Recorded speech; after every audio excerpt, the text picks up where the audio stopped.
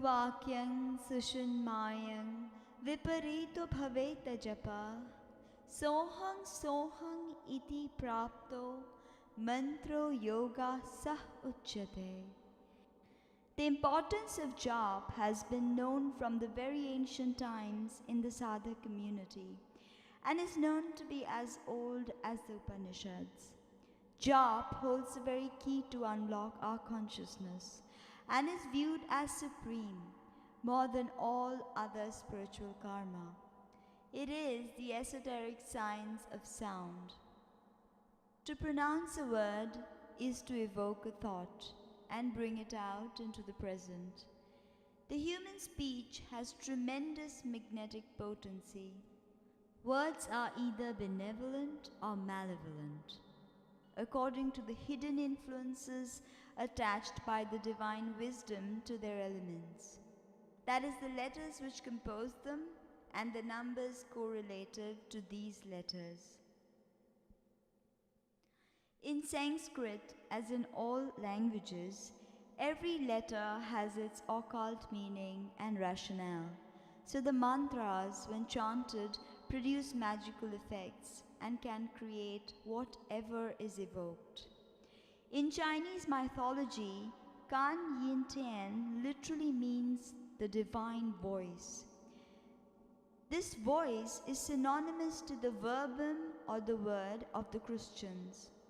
Speech is the expression of thought, and Swayam Ishvara is also known as Shabda Brahmin. Vach is the Hindu goddess of speech or of the word. The Hebrew anticipation of Vach is the female logos Sephira. Isis, Kuan Yin, Vatsatarupa are all aspects of the female logos, the centrifugal force behind the functionings of nature. They are the voice, word, or sound, speech. Kuan Yin is the melodious voice, and Vatsatarupa, the melodious cow, who milked forth substance and water, who yields us nourishment and sustenance as Mother Nature. She is Mahamaya, an emanation of Mula Prakriti, the feminine primordial chaos. Om is the original sound from which this entire universe and others similar or dissimilar were created. Om is the sound of existence. It cannot be stressed enough that sound and of course speech are fundamental to reality. In fact, new studies have shown that junk DNA, which comprises 90% of the DNA in our bodies, is not only responsible for the construction of our physical body, it also stores data and aids communication. The genetic code in the junk DNA follows the same rules as all the human languages. After comparing the rules of syntax, semantics, and basic grammar to this code, it is seen that the alkalines in the DNA structure follow a regular grammar and have set rules seen in our grammar. So human languages have evolved due to DNA. So the sound Om, which created the universe, also resonates in our DNA, which gives us language. Every person has a specific mantra, which when chanted expedites their spiritual journey. Jap is a kind of yagya. It opens up the doorway to Sat Chitananda sooner than other time-consuming yagyas. This is clearly described in Srimad Bhagavad Gita, where it is said that the only syllable Om is to be uttered repetitively during jap. This is called Pranav Jap, and a sadhak must continue this to the very last breath. It is also said that for the attainment of Purna Paramatman, 3 mantras need to be chanted: Om, Tat, Sat. Om being the incantation to Brahman, Tat and Sat are coded and revealed to only the initiates.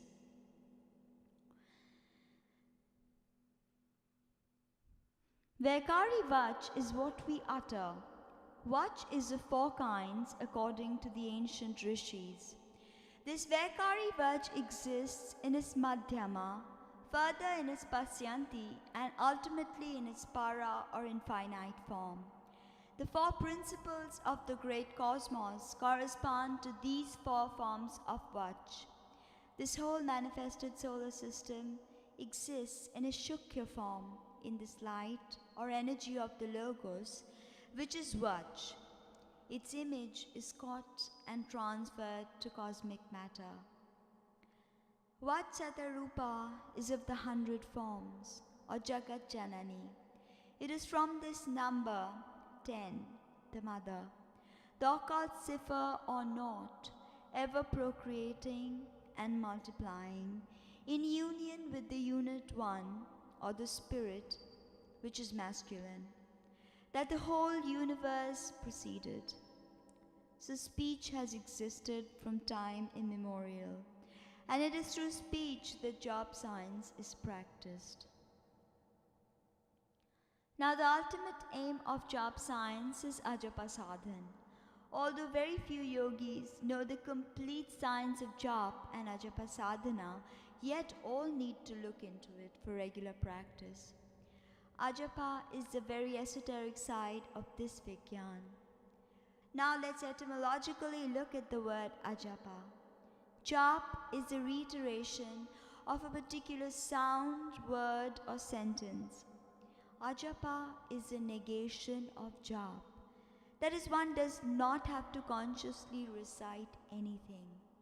Ajapa Kriya is self-existent in all beings. One needs to just activate it. Throughout humanity's known and unknown history, this Kriya was practiced by yogis, but its name differed from region to region. If looked at from one angle, the sadhana of this Kriya is in fact very simple. No other yoga marga is as easy to comprehend as this one.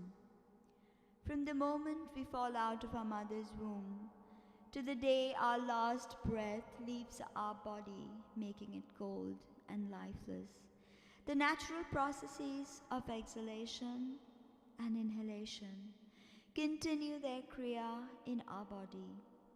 Ajapa bases itself on these processes, on our breathing, of which most of us are not even aware. One needs no special arrangements to practice this kriya, as it is absolutely organic to our being. Breathing is an integral part of our life. It is as real as the fact that man cannot survive without oxygen, even in the states of sleeping and dreaming.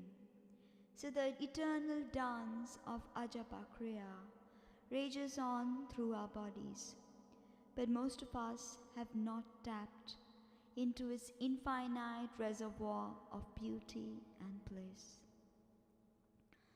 Once this Kriya is understood, there is no need to consciously practice it. It abides in our body forever.